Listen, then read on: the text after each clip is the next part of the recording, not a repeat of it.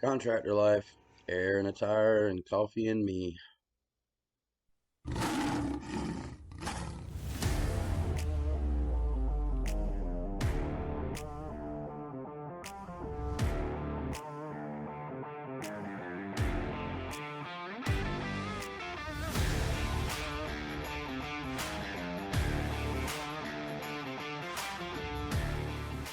This is one of the best parts about this particular job because A, it is so scenic coming down this driveway. I love it.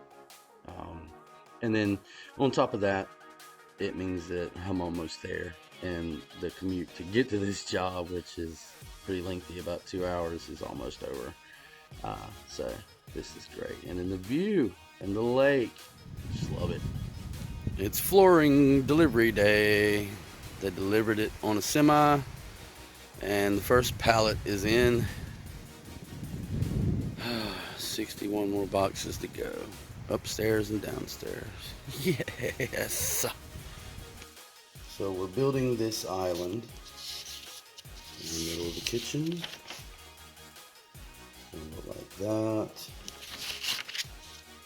And these are the two cabinets that are going in there. And we have this little thing here. So this is where the island's going. And there are two vents, HVAC vents, that are going to be under cabinet mounted.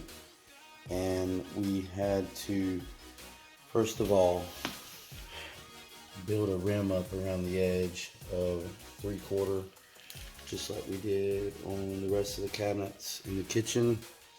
And again, the purpose of that is so that our flooring will line up perfectly underneath the cabinet, and we could go ahead and install our cabinets, get measurements, get the electrician back in. We've got under cabinet lighting that's going in for our final trim out. And we also have upper lighting. All these open doors will be getting glass in this kitchen, and we'll be getting that in the next few weeks. So that was the first thing we did, was we brought it up 3/4 of an inch. And then, because I want something for the side of my cabinet to nail to, we are raising this up 1.5 inches for the ductwork to sit on top of it. This little guy is called a turtleback, and he will line up and stick out the side of the cabinet so that we can put a nice white vent on the side to match. But that's just part of it, is building that frame and directing that air. Last thing that we have to do before we can mount those turtlebacks in place and set our cabinets is we have to put a little mastic in the hole. And what this is going to do is we're going to spread it around with these chip brushes, and that's going to make everything in there moisture tight, watertight, never have any kind of issue. This is used on the inside of ducts and around ducts, and it's really good in a wood application like this, just to make sure that we don't have any kind of issues later. One more thing, you guys will notice that I'm using what they call a chip brush. These are like the cheapest brush that you can get. When you get done with this, you're just gonna throw it away. So no need to spend a bunch of money on something really nice for that. I'm gonna coat the floor real good in here, and we're also gonna get the sides of these 2x4s. Everything nice and sealed in there, being a little liberal, just to make sure that we're completely covered. I'm using the wider brush just to get more coverage. So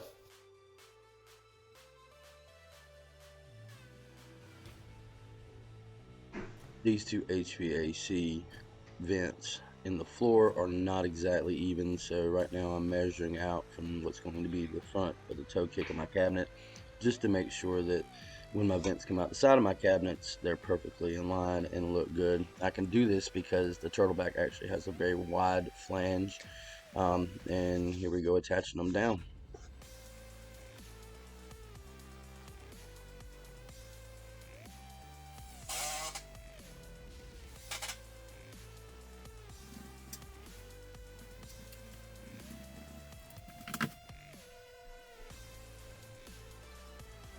HVAC guy did not say to do this, but I'm just thinking this is a good idea.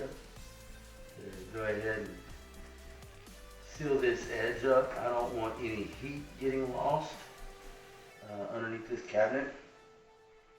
We want to make sure it's all blowing out of the vent and not out underneath the cabinet itself.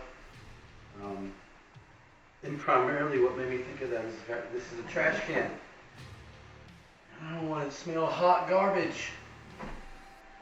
Now it's time to mark out for this vent and where it's going to go. So I saw me measuring it earlier. It's a 5.5. And it's a 2-inch by 12-inch vent. So mark that on my box. Cut it out.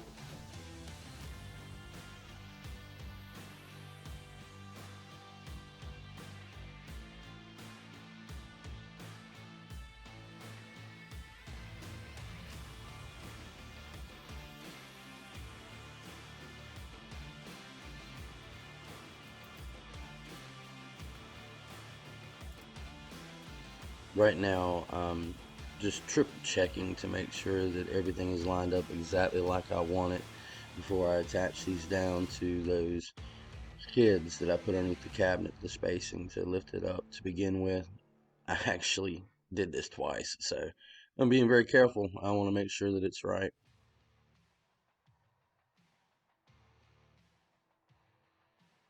Well, that took way too long, but it's done. Alright, there we go.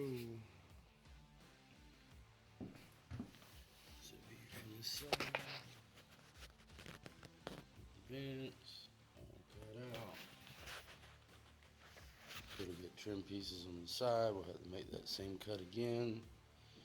And the back is going to get a piece that goes all the way across it, blends them together. And one extra thing that I decided to do was put a spacing in here that keeps this distance from that corner to that corner the same as the front. And you see the spacing is the same front to back.